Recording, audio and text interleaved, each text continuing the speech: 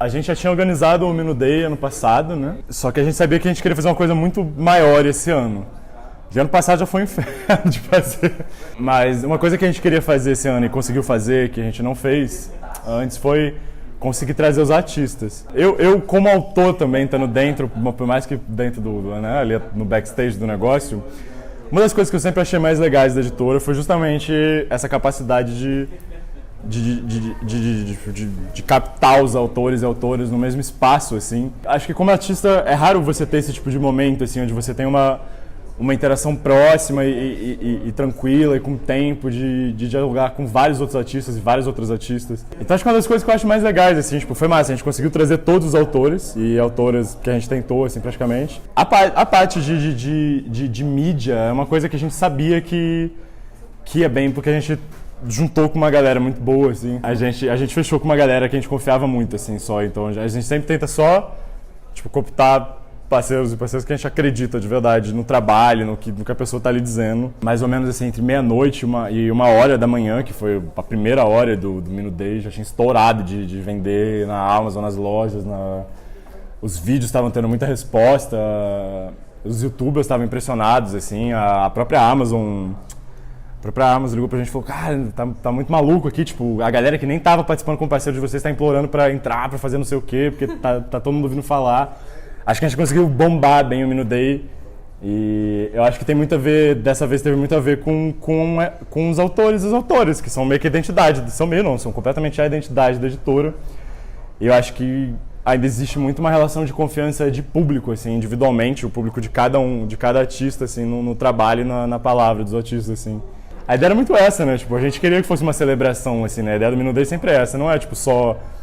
É muito importante pra gente poder, tipo, frisar quem a gente é como marca e quem a gente é como marca é isso, tipo, é uma festa mesmo, de um pouco, assim, tipo, todos os artistas aqui, todo mundo conversando e tendo uma interação artística e aprendendo um com o outro, debatendo os livros, e crescendo, não dá pra dizer como... Assim, não é que é uma equipe, cada um faz o seu próprio trabalho, mas cria um espírito de time, sabe? Parece que tá todo mundo, sei lá, em turnê junto, é bem engraçado. O meu catálogo inteiro, praticamente, tá na Mino. Assim, pelo menos todas as histórias maiores que eu fiz.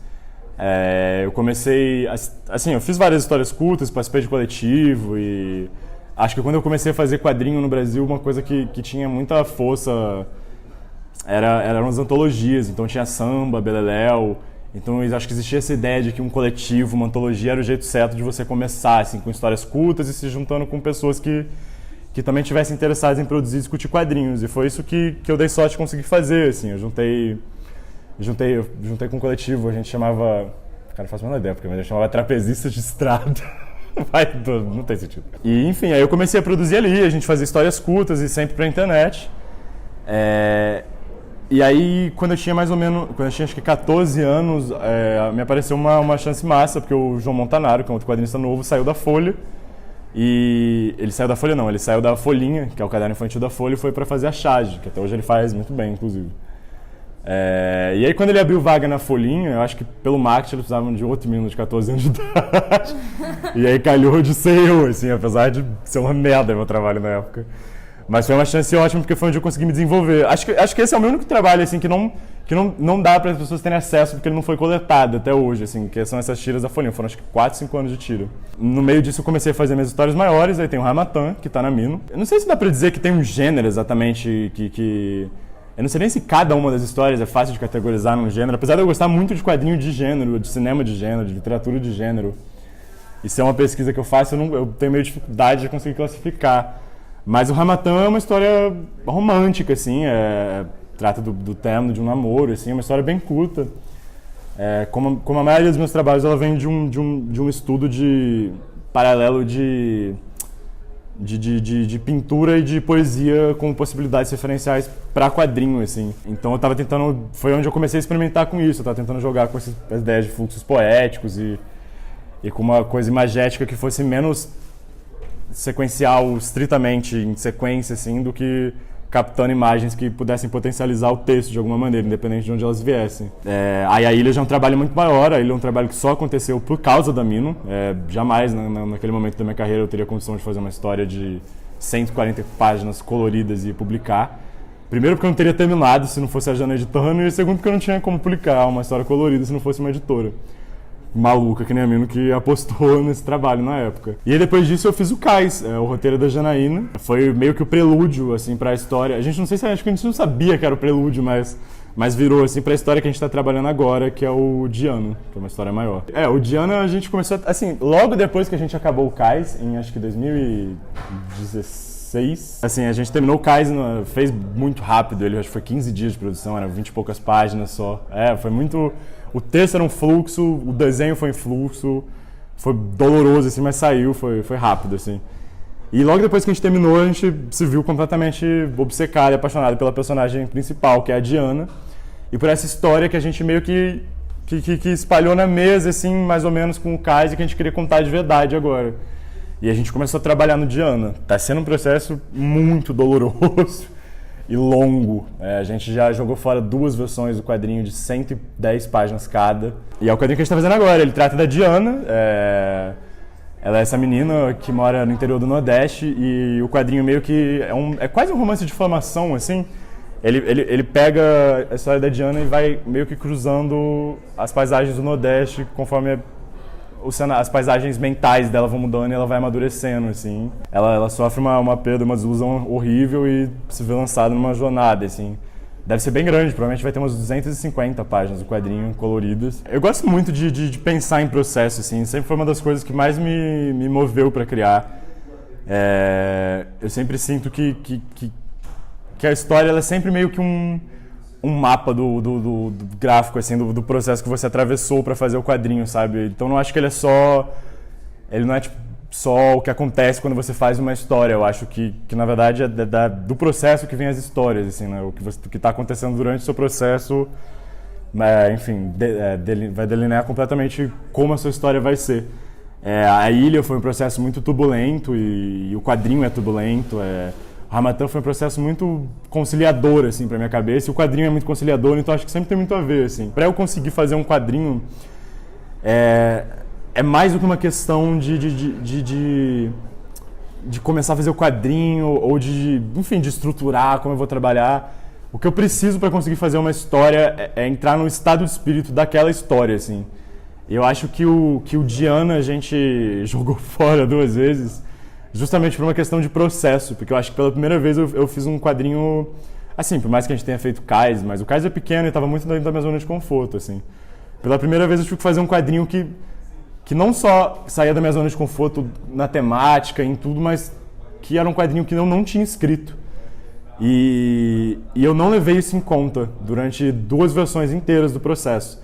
E eu acho que eu só tentei fazer o Diana como se ele fosse mais um quadrinho meu, assim, e ele não era. Ele é o meu quadrinho da Jana.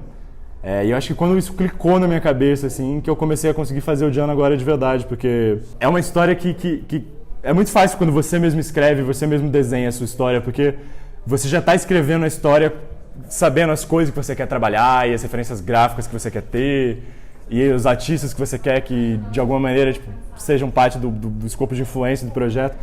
Quando alguém escreve uma história, isso tudo saiu da cabeça de outra pessoa, sabe? Então não adianta só você sair jogando tudo que você quer ali dentro e esperar que dê certo, sabe? Você precisa entender o que está acontecendo ali e achar um jeito de se conectar com aquela história. E foi muito engraçado, porque eu passei anos com esses personagens jogando milhões de páginas fora e só agora eu sinto de verdade que eu olho pra eles e sei quem eles são, entendo eles agora de novo, nessa terceira versão do quadrinho. Mas com certeza é uma coisa de processo. Uma boa parte das minhas referências... Assim, eu penso em quadrinhos e eu acho que eu sou formado por quadrinistas, assim, como artista. Mas eu acho que muitas vezes, geralmente, na verdade, as minhas referências principais para fazer quadrinho, por mais que eu passe obcecadamente meu tempo inteiro estudando quadrinhos, na hora que eu sento para fazer um quadrinho, eu acho que essas coisas já estão entranhadas. Então o que eu tenho que buscar são coisas mais fora, assim. Então cada quadrinho vai ter referências diferentes, assim. Geralmente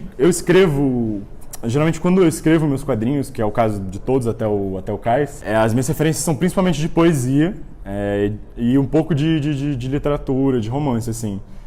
Na Ilha eu tava lendo muito Roberto Piva, tava lendo muito os escritores beat, tava lendo muito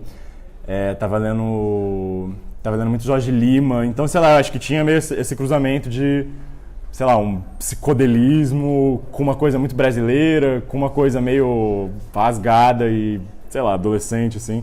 O Diana é uma história que se passa toda no Nordeste e eu desenvolvi, e depois que eu comecei, antes na verdade até, acho que por causa da Mino eu consegui visitar o Nordeste pela primeira vez. Eu tenho família, assim, que é de lá e tal. Então sempre foi uma região que meio que ficou atrás da minha cabeça, assim, me espreitando. E depois que eu comecei a namorar a Janaína de fato, a gente começou a viajar muito pro Nordeste, porque ela realmente, a família toda dela é de lá, né? Então o que eu fui descobrindo era que as minhas referências para fazer o Diana, de repente, não eram muito mais literárias, por mais que me ajude a construir, assim, uma noção, eram referências de imagem. E aí geralmente eu acabo partindo para pintura. No Diana, acho que as principais referências gráficas estão sendo o Caribé, que é um pintor, assim, dá pra dizer que ele é baiano, ele é na verdade da Argentina, mas ele morou a vida inteira na Bahia, enfim, era conhecido como artista de lá, a obra dele é completamente baiana. E especificamente as aquarelas dele, que ele tem umas aquarelas de observação que ele fazia nos terreiros, que ele fazia nos... E a gente achou uma estética legal ali, que servia pro quadrinho, por ser uma coisa muito cheia de movimento e leve. O Diana é um quadrinho muito leve, assim, não leve de temática, pelo contrário, na verdade, mas o ritmo dele é muito fluido, assim, então a gente precisava de alguma coisa fluida. E eu acho que além do Caribé, a outra referência que tá pipocando na minha cabeça é o Hugo Pratt. Mas eu acho que o Hugo Pratt meio que sempre foi uma referência, quase tudo que eu faço, ele meio que fica no fundo da minha cabeça, assim. Então acho que são as principais referências de imagem, assim, essa estética do Caribé e na verdade, mais do que tudo, as memórias e as fotografias que eu tenho das viagens que a gente fez, assim, pelo Nordeste. Elas estão bem gravadas na minha cabeça, assim, e principalmente na hora de fazer a cor do quadrinho e tentar compor a atmosfera, eu sempre volto para elas para tentar, tipo, dar uma colherada no sentimento que eu tive quando eu tava lá, assim, e tentar botar isso de volta no papel, assim.